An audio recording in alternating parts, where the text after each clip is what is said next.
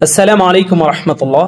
যারা 2025 সালে হজে আসার চিন্তাধারা করেছেন বা অলরেডি এসেছেন, আপনার জরুরি কাজে যদি বাংলাদেশি আপনার গ্রামীণ সিম হয়ে থাকে, সেটা প্রিপেড অথবা পোস্টপেড যেই ধরনের হোক না কেন, আপনি চাইলে আপনার কোনো ডুয়েল কারেন্সি পাসপোর্ট কিচ্ছুর দরকার নেই, জাস্ট রিচার্জ করেই আপনি রোমিংটা চালু করে নিতে পারবেন। এটা শুধুমাত্র হজের জন্য।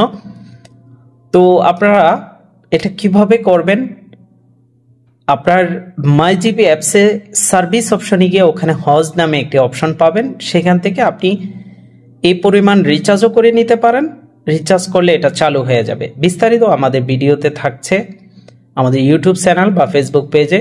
এটা নিয়ে বিস্তারিত কিভাবে সেটিং করবেন, কিভাবে প্যাকেজ কিনবেন, আমরা ফিজিক্যালি সব কিছু দেখিয়ে দিয়েছি। সেই ভিডিওটা আপনারা দেখতে পারেন।